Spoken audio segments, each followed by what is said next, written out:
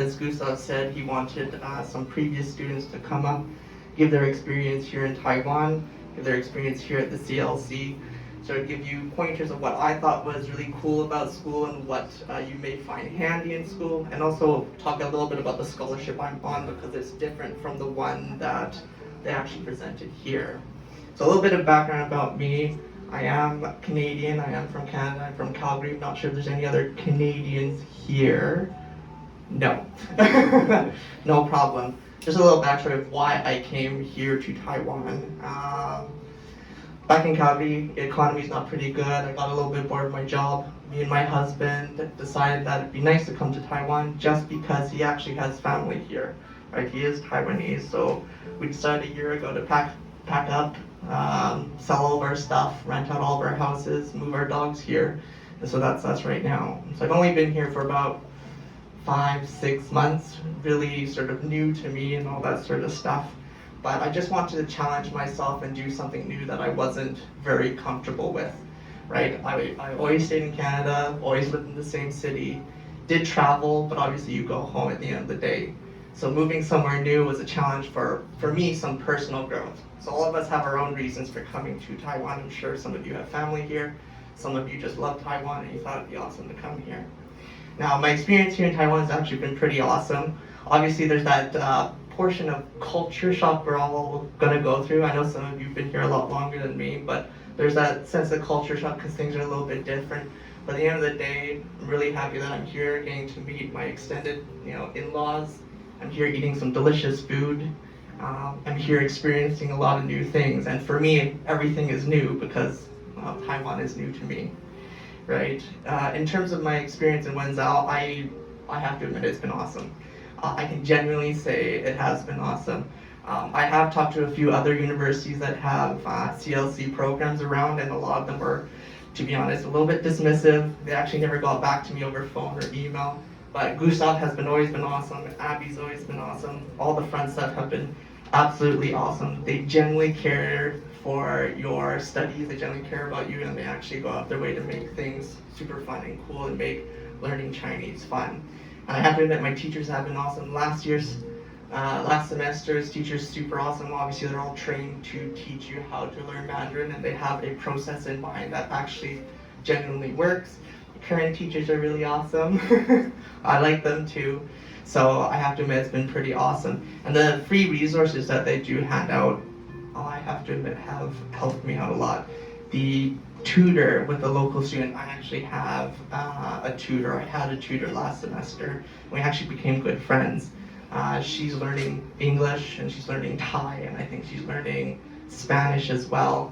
So I know a little bit of Spanish, I know French, and I know English, obviously. So it was a nice opportunity to not only for her to teach me Chinese, but also to do a little bit of a cultural exchange. She's always been interested in North America, but never has gone. So we had that opportunity to really connect. She helped me and I helped her out with some of her stuff. So I do highly recommend that you take advantage of learning from a local student. Right? It's not just about learning Chinese, but it's also about making friends at the same time. Some other things that were actually pretty cool is I don't know if Gustav brought it up, but there are free cultural classes. I'm not sure if your teachers brought them up. They do have some of those available too. I think the one coming up is, the Tangyuan. Tangyuan. Yeah, so you get to, usually it's about a 2-hour class. They teach you about the cultural aspect of it, which is really nice because obviously a lot of different Chinese-speaking countries do different things for the same traditions or for the same events. So you get to learn specifically about how Taiwanese people celebrate these traditions and how they go about doing them. So I have to admit, those are pretty cool. Even though I may not have understood everything they said, being immersed in Mandarin helped out in the long run for me to rewire my brain so that I start understanding it. So even if you're uncomfortable and you may not understand everything they're saying, just being in that environment where they're just continually speaking to you in Mandarin helps your mind just rewire itself a little bit. And you'll notice progressively it gets a lot better. The other thing, I don't know if you brought it up either, they usually have a semester field trip. Last semester was really cool. We got to go to Rinale, which is actually an area where some of the local Taiwanese Aboriginal people live. Right? And it's super cool. It's a full day. Usually it's on the weekend for one day. But what was nice is that we got to go to where they live. We got to eat their food, see their dance, see their singing, and really experience Aboriginal Taiwanese people living, right? Which was really nice. Obviously, a lot of it was in Chinese, but there's a lot of people there who are there to help you. We also got to make, glass beads, traditional glass beads. Right, so we actually got to watch and participate in making traditional Taiwanese Aboriginal glass beads, which is a lot of fun. So I think the one coming up, I don't remember what the field trip coming up is, but I highly recommend that you take advantage of it. Not decided yet. That being said, they do offer it at a substantially discounted price. So even if you were to go somewhere else, you would be paying full price. Here they actually give it for like a quarter of the price. So I highly recommend doing it, and it's an opportunity to meet some classmates from other levels of their Chinese learning, get to know them, get to speak to them, and all that sort of stuff. So I do highly recommend that you do that too. Apart from that, I do also recommend that you do the line group. I know a lot of my classmates took weeks to get onto the line group, and they're like, oh, what's happening? I don't know what's going on. It's like, just download the line group. So I do recommend it because obviously they send out messages about what events are coming up, when deadlines are coming up, and all that stuff, because a lot of my friends missed deadlines and they were really upset for an entire semester. For example, the tutoring, really upset they didn't get a tutor. So I think one begged for weeks to get a tutor and eventually ended up getting one. So that's really cool.